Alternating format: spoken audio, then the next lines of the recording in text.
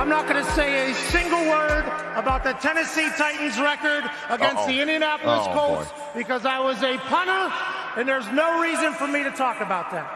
With that being said, we did not punt much against the Tennessee Titans, so you probably have no clue who I am to begin. Look, I'm unstoppable. Forget your defense, nothing but an obstacle. Run it back, switch it up, call it audible. Serving up them Hail Marys till the game over with the showstopper. So hot, you gotta blow on it. I said I'll huff and I'll puff, then I'll pass to my left while I'm looking to my right. Hit them right in the chest. It be looking like magic. Better give me the throne. I ain't talking about Patrick, but I rep my home. I'm never at the end of my zone. I'm bad to the bone. Eating up these pig skins like they chicharrones. And you a douche cabron. Mira, mira at the mirror on the wall. I'm the greatest of them all. They gon' put me in the hall. Your name is only written in a bathroom stall. Quit your stalling and make a play. My drive too long. Pop the clutch, I don't pump the brakes.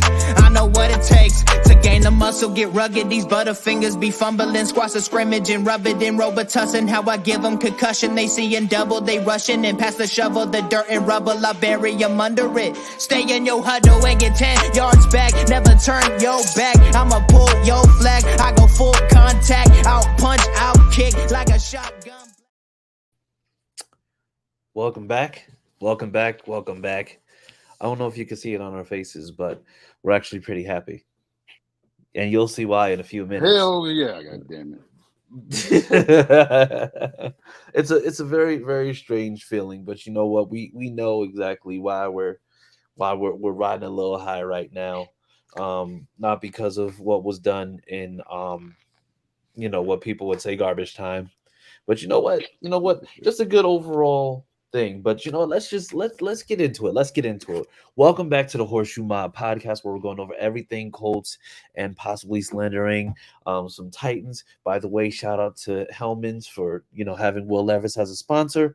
We knew it was going to happen eventually, but it's the Tighten Up way, right? But either way, welcome back. And before we get into everything, let's just go ahead and just get into introducing these esteemed gentlemen. All right. So we have with us the man who, despite what other people think, I believe has exceptional reading skills. We have with us the man of few words, Austin Cook, everybody. Yeah. What's up? I'm Austin. I read at a good level. Yes, he does. Yes, he does. I mean, he lives in Tennessee. It doesn't mean he reads on like a Tennessee-ish level. So, whatever. He's originally from Ohio. And then we have with us the man who I'm going to say is just like very, very esteemed gentleman that, you know what? I think he gets a bad rap. And I mean, I love it though. Yeah, I mean, it's just like he's cool with it. If he's cool with it, I'm cool with it. So, I mean, it's okay. But we have with this Josh Senior, everybody. Just want everybody, and the only reason I got a bad rep because of Austin can read, but he didn't read the score. He didn't read the score from Saturday after he lost to Florida. God, that's a low blow. That's a low blow. Hey, the more they lose up until we play them, I'm gonna keep going. You know what? That's rude. That was rude. That was rude of you.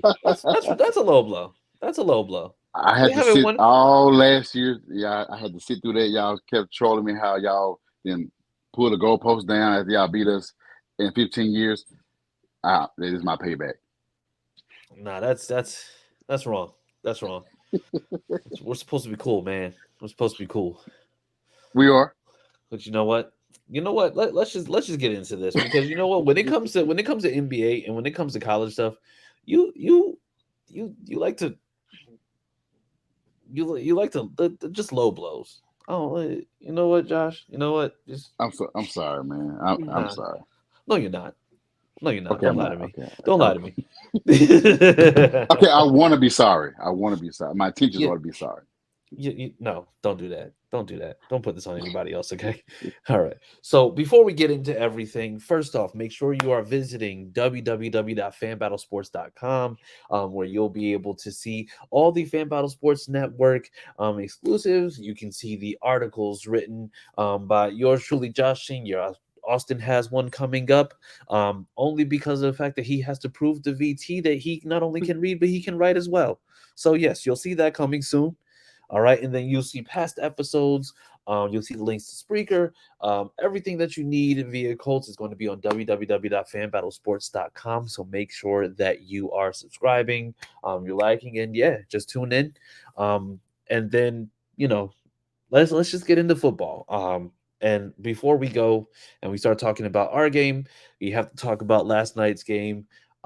Nick Chubb um, suffered a very, very bad injury with his leg.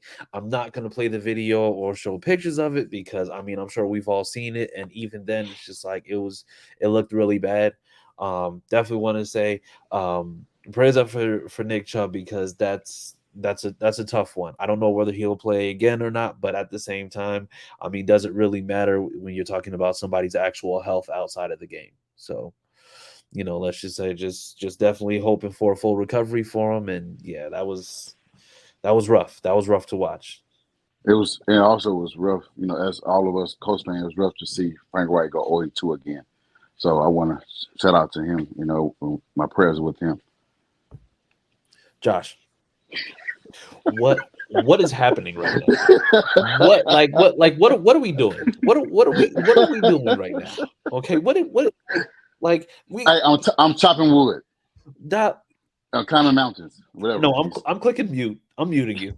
I'm not having it. Okay, it's too early. It's too early into this process for this. Okay, I'm just trying to just like listen. Listen. I don't know what's going on, but you are on one this evening, sir. So you need to relax. Like you need to relax. All right, we're gonna try this again. We're gonna try this again. All right. But already we have some comments coming in. So Ashley Hall says, hi, what's going on, Ashley? That's good. Then we have, Tesmer. Tesmer, how's it going, buddy? He said, hey, y'all. And it's been forever since I joined you guys. Yes. Tesmer, we miss you. We miss you and all your witty banter and how you just seem to just irritate the lives of all Titans fans everywhere. So, yes, absolutely. Glad to see you back, buddy. And looking thinner, too. He's been really on his health kick, and he's lost a lot of weight. So, big shout out to that. Chopping wood. Jesus Christ. I thought we got over that. But however, he did hit us with a Frank Reich-ism where he just said it's just like, we're not that far away. We're it's just like as soon as I heard that, I'm just like it was like the Chihuahua with like the whole Vietnam helicopter going in the background. It's just like I'm not trying to relive that, okay? But you know what? No, I didn't want to relive that because we're living in current times. And in current times, we had a game versus the Texans. And you know what? I'm not going to just go ahead and just jump into Austin. Start us off, man. How did this game start? And just tell us how the game progressed. Yeah, so it started almost rough. Michael Pittman fumbled, but it went out of bounds. So it was all good. The rest of that drive went really smooth. Mm-hmm. Touchdown from AR, 18-yard rushing touchdown. And then defense, came in, forced a fumble. You were getting pressure. Texans had a hurt O-line, so they took advantage of that, as they should. Yeah. Forced a fumble. Then the next play, AR scored again. And then he came out with a concussion after throwing a ball with his left hand out of bounds. Which I mean, honestly, I was like, I don't know how you throw a ball with your left hand out of bounds, but honestly, I don't think a concussion is going to make it seem as though there's something wrong with that. But I mean, okay, if you say so, sir. Like he may have got confused. I don't know. Yeah, but I mean, it was a hell of a play. I'm just watching. Like I didn't realize he threw it with the left hand until the announcer said that. Yeah, he just threw it away with his left hand. It's like, wait, he did just throw it away with his left hand.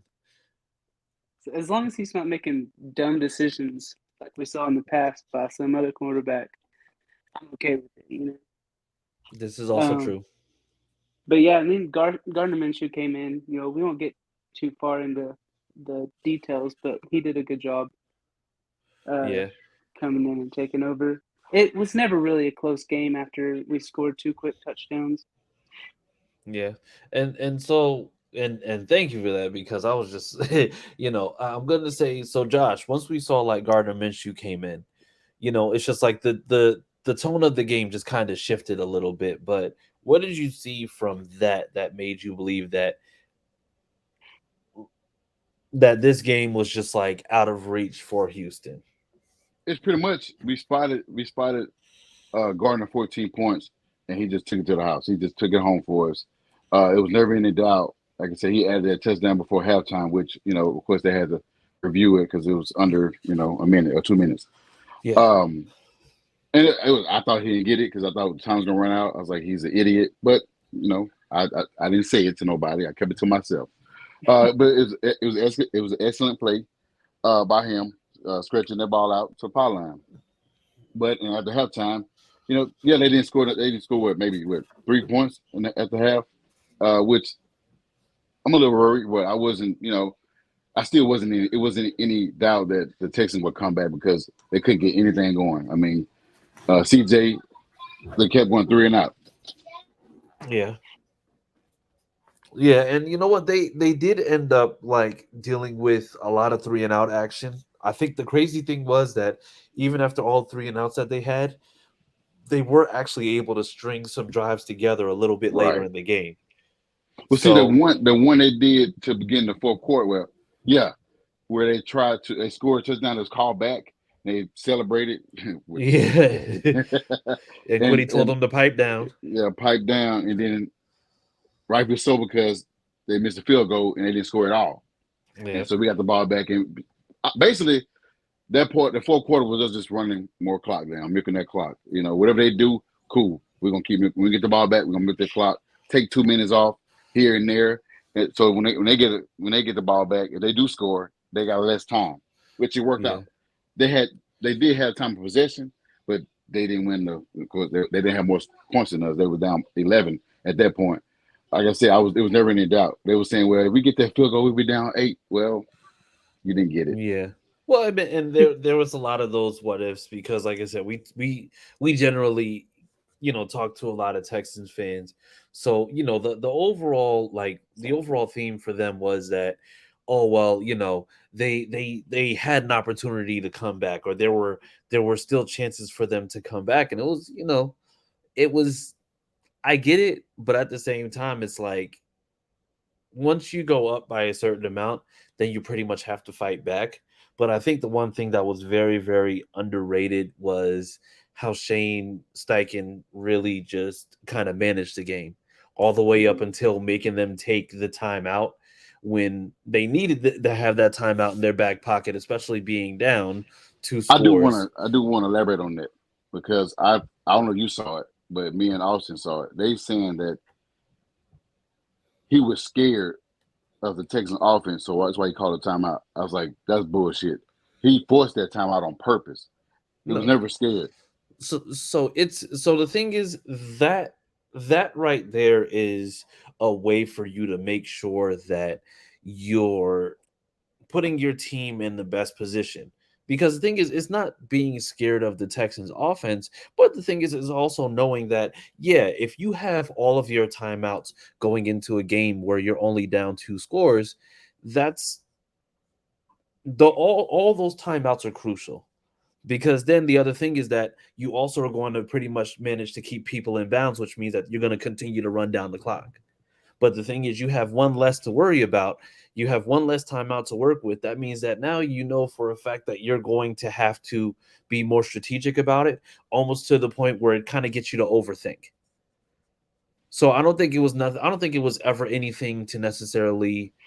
And I'm not going to say like, the Texans are trash and this that. But the thing is, it was also a move that was done in a way to make sure that, to me personally, the Texans were at a disadvantage by losing that timeout, but then Right. also had to overthink about how to make sure that they're conserving as much time as possible while trying to score as quickly as possible. Because the thing is, it's kind of like you're trying to be aggressive and conservative at the same time, and it just doesn't work out the way that you would like it to in that case. Right. But That's why the time of possession were in their hands, in their favor. They had the most. They had the time of possession because it was on their side. Even though it was on our side because we had all the time. They only had 2 left. So like you said, they scored. They got to go for an onside kick to get the ball back. Yeah. Well, the other thing was, the Texans, they had longer time of possession than us. We had 25 minutes the whole entire game, or 25:02. They had 34:58. So they almost had 10 more minutes of time of possession than we did, but it was just a simple fact that there were a lot of times where they're driving downfield and the team is either, forcing sacks in the backfield or just making sure that they're, taking opportunities away from the Texans offense. I mean, I still want to say kudos to CJ Stroud. The Texans got a dog, but he definitely was not in a great position. Garbage time stats. Listen. You was leaning towards that. You was leaning towards it. I'm not. No. I'm not. He's not suck, but he don't suck. He don't suck. I know. No. So the thing is, I'm not going to say garbage time stats because the thing is, if you still have an opportunity going into the fourth quarter, because we've seen teams go and just like manage to just reel off like 21 straight in the fourth quarter, and that's fine because then it doesn't become a garbage time. It becomes you trying to do that. It just so happens that certain people just were upset by the fact that we were using garbage time because garbage time alludes to the fact that you might be calling somebody's team garbage. 32, 10-1 says that. I don't got to say that. You just said it. You say you don't have to say it, but then you say it. Like what like because the head says that we triple our wins against them. Like you saw the stat. I did. Houston only won 2 games at home in the past, I think, 3 seasons. No. It's been more than that. I think I think it said that they are a 217 at home. 217-1. 217-1 at home. Yeah, 217-1 at home. Yeah. Yeah, so it's not good. It's bad. It's real bad. It might be 3 years, but I don't know. I thought it was a division stat, but either way. It don't matter. They're garbage. Listen, y'all relax, okay? The thing is, I saved this type of heat for the Titans. The Texans I don't really have a problem with.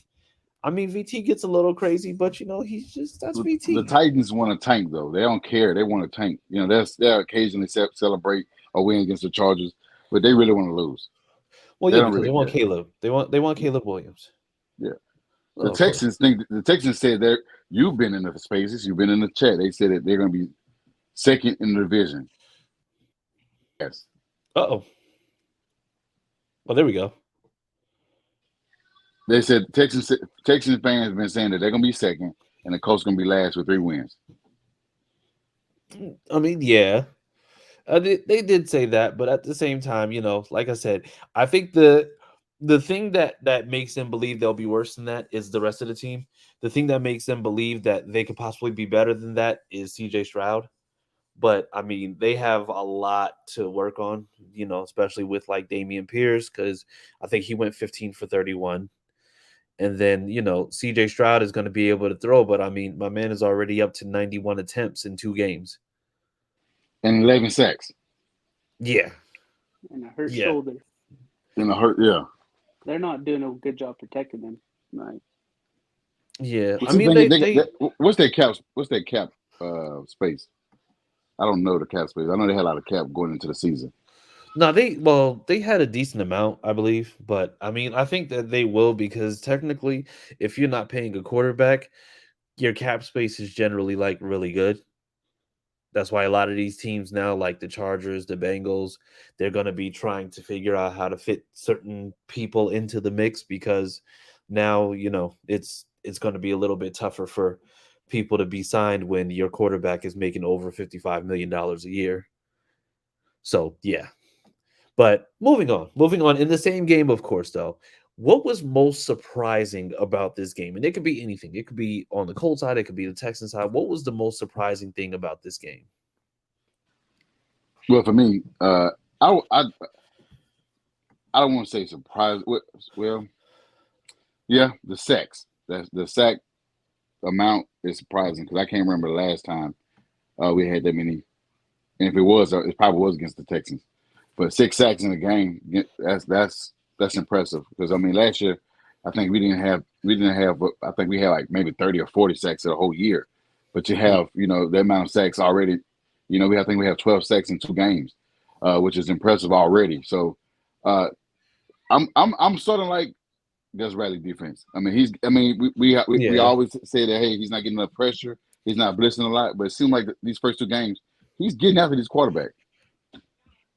yeah, yeah. He absolutely is, and I mean it's to have 8 sacks through the first 2 games, and I mean right now it's just like pace wise, you're talking about a D line that if you kind of stay consistent with those numbers, I mean you're averaging 4 sacks a week, but between the first 2 weeks, of course, and it's a long season, so anything could change. But I mean by the end of the season, that means that you're potentially looking at 68 sacks.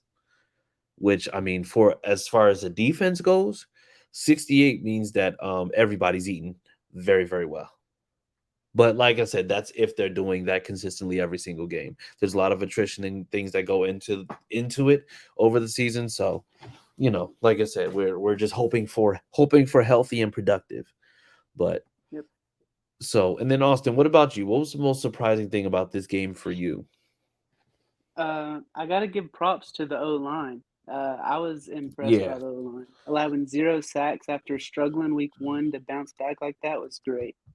I believe Ryan Kelly was the highest rated center in the NFL, and I want to Yes. say Will Yes. Fries was maybe up there for right Wolf guard as Fries, well. Wolf Fries, Wolf Fries had a 90.2 grade on PFF. So do with that information what you will. But I believe But he that's why was we one didn't of get the Dalton top and Rouser. 15. Yeah, he was one of the top 15 players for this week. Yeah, but like as a whole, it might have been because we had Moss. Moss helped out a lot with the run game, but they stepped up huge um, from week 1 to week 2. Yeah. No, absolutely. And that's the reason why I'm gonna say, and just talking about, let's just say, just talking about the trenches.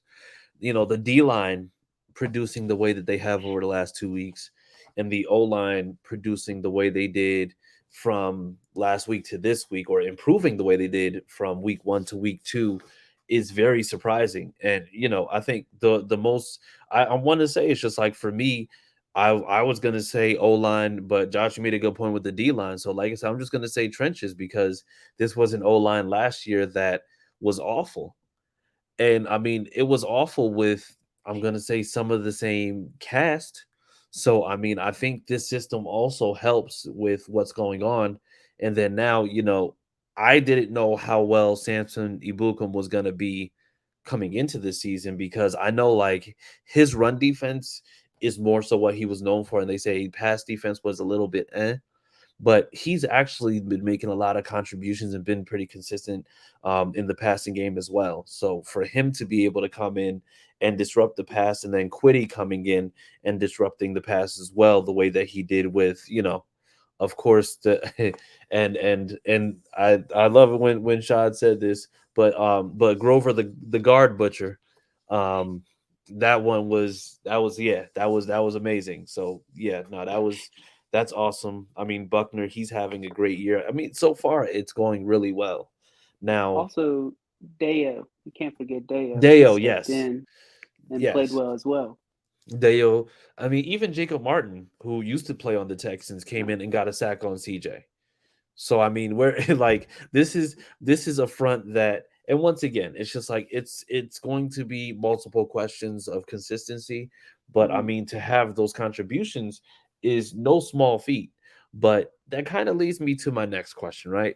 Because we know that the Texans, just being honest, they were missing starters on offense. They didn't have Tunsil out there. They had some guys who were, I think Jalen Petrie was out. Um, they had a couple guys that weren't there. Now, mind you, just kind of flipping over to the other side, we lost the AR. I'm going to say in the second quarter, so Gardner Minshew came in. So, you could say there was backups in crucial spots on both sides, but how do we measure how successful this team was able to be knowing what we know about the Texans in terms of like their state, like injuries, things like that? And I'll start with you, Austin. Like, how do we measure the way that this team is, when going against, let's just say, other teams? Because, we have Baltimore next week. So it's just like, are we going into it with the same optimism? Like, yes, this team, if this team does what they did last Sunday, then we'll be fantastic. Or are we saying, well, they were a little bit beat up, so we gotta pick and choose our spots with that one? Like, how do you feel about that in particular? Yeah. So I mean, obviously, we all know the Texans have been injured. They were Hmm. hurt. Um, but we did what we needed to do. We played well. We looked well. If we Yeah, would have went and it would have been a close game against the hurt Texans team, and whether we won or lost, and it was close, I would have been a little nervous. But we took care of business, so that gives me like some hope that we have took some steps forward yeah, already, and it's only week 2. I'm not saying we're gonna go win 12 games. Uh, I'm just saying we're taking the steps forward that we need. Can we beat the Ravens? I think we can. Will we? I don't know. It will be a rough game. gotcha. Okay, what about you, Josh? I mean, I saw the signs of a good team um, week 1, and I also saw week 2. Will it amount to 9 wins? Don't know. But like I said, I've been saying all season that we see a team gonna make plays, and we've seen it the first 2 weeks. This team in first 2 weeks looked better than the team last year of the whole year. Yeah, And I can go on a limb and say that. Like I said, you see the run game, we gotta get that going, and hopefully week 5 we'll see a different run game. But yeah, I like where we at with Zach Moss. Pass rush, I like that. Secondary, I'm a little worried. I mean, I know you guys worried as well because the secondary yeah, keep getting cooked. So it's concerns for me. O line, I know it was the first game of the season. We was a little worried. We questioned what was going on, but then week 2 when they had a monster at with Will Anderson and they didn't do anything. He didn't do anything. yeah, Um, and the whole D line didn't do anything, and so they only like they had no sacks. So and I like our offense. It's a way different offense. You see Sunday that the ball was spread around to different receivers versus yeah, against Jacksonville, it was only one receiver had a lot of yards. So I mean, there's a lot of optimism there. Like Austin said, can we can be any team. We can. We play like we played Sunday, yeah, minus the injuries. People use excuses on. We can be anybody, but can we do it? It's yet to be determined because we got to go out there and play the game and get the results afterwards. yeah, yeah. And I agree because we went against a Texans team that was still able to to string together drives, right? Where we know that the secondary is kind of a mess. I think I said this week. I'm really just hoping that this right now isn't looking like the whole Daryl Baker decision isn't looking Matt Pryor ish, because honestly, we were sold that bill of goods when it came to Matt Pryor last year, and then it was just bad all season. And then Baker, not had a good time in coverage in man or zone, and kind of looked out of place over the last few games. So I'm hoping that it's not. But I mean, as far as it goes right now, I am just really hoping that this doesn't end up being exactly what we think it is, where it's just like, okay, yeah, we had a good game, and then we go into Baltimore. I know what Baltimore did with Houston week 1, but once again, it's just like, this is a Baltimore team that of course we do have a lot of history with, and that we have played numerous times over the years. Um Been close games. yeah, of course.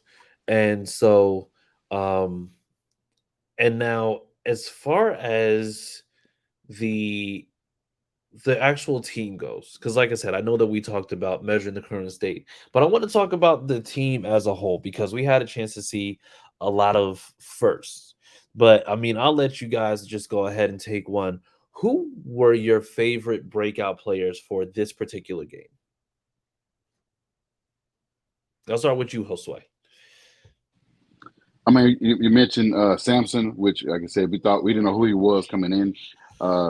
We knew he was a rotational guy with the Niners, but Ballard loves those guys that are discount. Mhm. But he seems to get his money worth. Will Mallory. I mean, I've said in offseason that he can be a difference maker, just like Ogletree, and he has. He stepped in. Ogletree was a healthy scratch due to concussion last game, and he stepped in with that big 46-yard catch. That's a Mhm. big dude. He was tough to tackle, man. He was tough to tackle to bring down to on the field. He was a good blocker as well. Zach Moss, we knew what Zach Moss could do versus the same team because last year he Breakout had player, sir. Breakout player. Jesus Christ. I mean, you're just gonna take all of them, huh? Oh, you said players. You did say players though. Yeah. Who was your favorite breakout player from this game? Give me Will Mallory. Will Mallory? Okay. Yeah. What about you, Austin? I'm gonna take Zach Moss, just because it was completely different from week 1 to week 2 in the run game. It was just Yeah. a breath of fresh air. Yeah. So you know what? I'm also gonna go with Zach Moss, and that's only because of the fact that, if I'm being completely honest, I didn't have any hope for Zach Moss in this one because of the fact that I wasn't I wasn't high on Zach Moss. I know that he's like a power guy. I know that there were a couple runs that were just like, "Sir, where are you going?" There's clearly there's a gateway right there, and you're running into the gate. It's just like there were opportunities, but I mean, rushing 18 times for 88 yards and getting a TD was no small feat. So he made me eat crow. So yeah, I'm gonna go with Zach Moss on that one.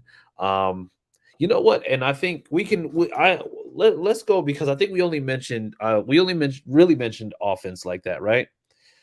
Let's talk about defense. And I'll kick this one off. I liked what EJ Speed did. I think EJ Speed has been low key having a good, beginning to his season.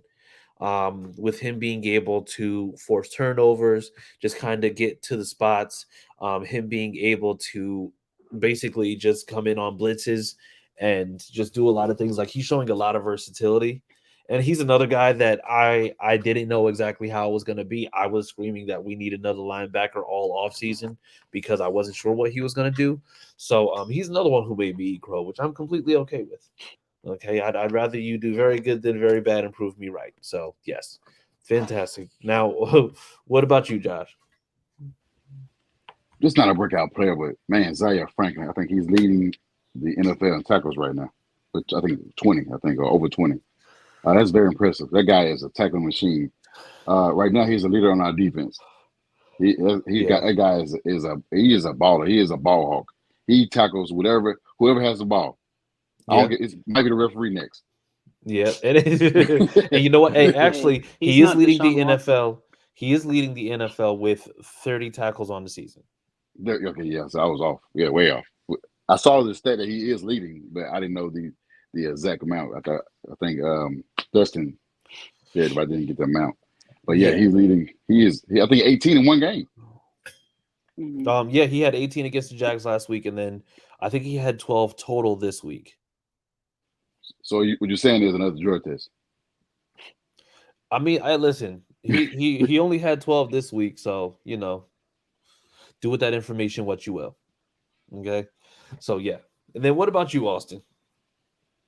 Yeah. I think I'm gonna it's not a breakout player per se, but I just love seeing Kwity Paye healthy and doing what he does best, getting to the quarterback. He has 2 sacks in 2 games. Yeah, I've just been a big Kwity Paye fan since we drafted him. So yeah. And it's good to see him because also it's just like this is a big year for him. So, not being able to, I mean, really just get out there and do what we know that he's capable of is like, I think that's a huge thing. So like I said, I'm very happy with what he's done so far too. I think it's more so it's just like I think he's finally kind of living up to that billing that he has, where he's a first round pick, and we know that he's a first round pick. I think it's just going to be once again just a matter of him just staying healthy. As long as he can stay healthy, then I mean, sky's the limit. What's wrong with Dayo? Man, Dayo, I'm not Dayo. I think he had like 4 outsides yesterday Sunday. Well, I mean, I think on? there were a couple where it's just like kind of got the best of him. I think there was one that was on the offensive lineman, but they ended up calling it on him. But either way, I mean, like I said, he's somebody who's finally getting healthy and is able to play. And yeah, he's yeah. And you know what? I'm gonna go with this one. There's a comment here. He said, "I'm a Titans fan and picked Moss up to play in my flex and fantasy. How did I have more faith in him than you?"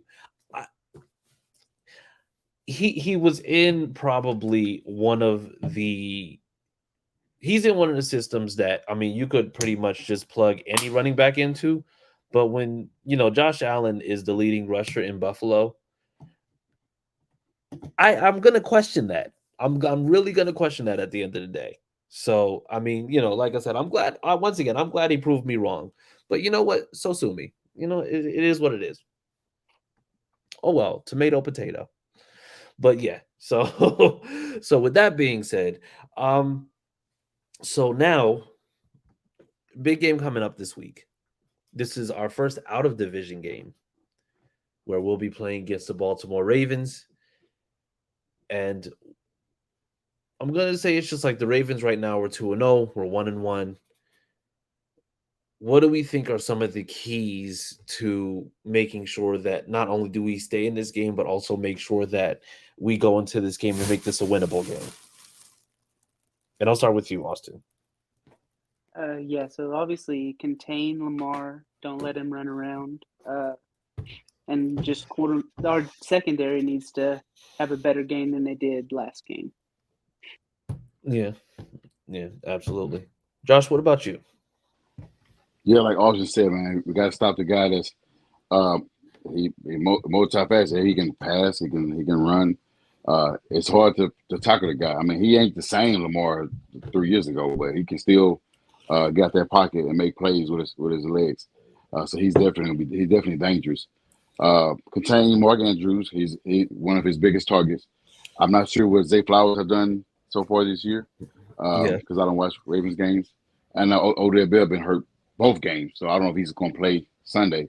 But if Odell's playing and Zay Flowers gets going, it's going to be a problem for our secondary because I mean they've been letting everybody cook actually all year. So we got to contain those guys. If we can get we got to get better play from the secondary.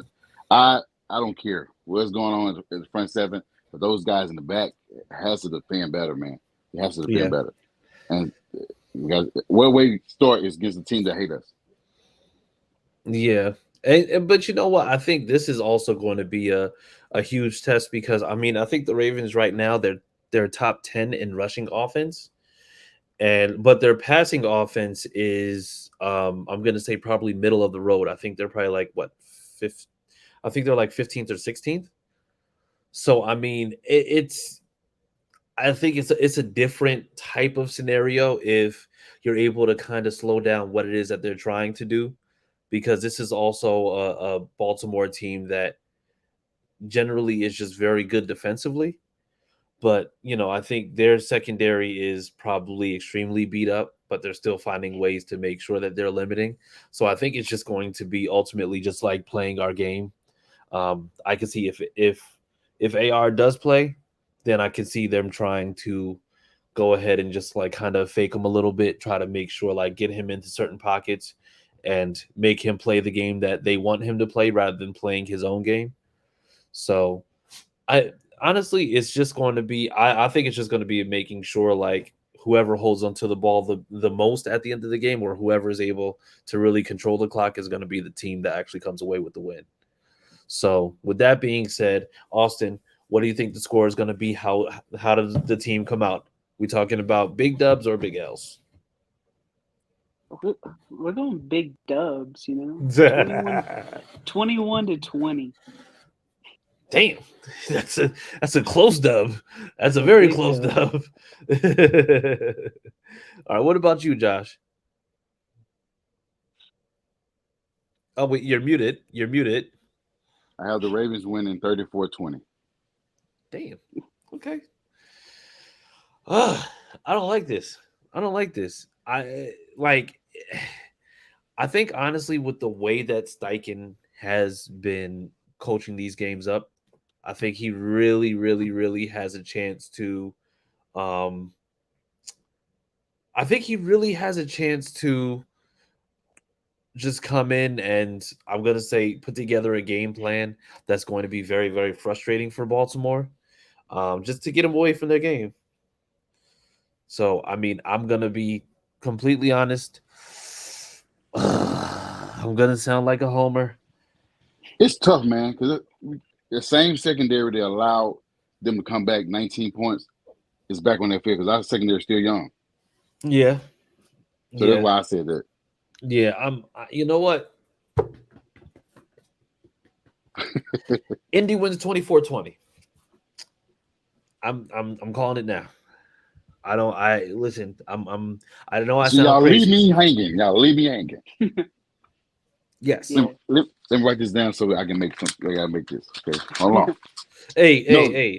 not for bragging purposes, but you know what I Hey. So mean. you know what? If we end up winning, you know what you can do with that paper? I, I need you to put. I need you to put a piece of tape on it, and you're going to have to wear that on your head next week if we end up winning that game. I'm not. It's not a profile bet or any type of bet. I just need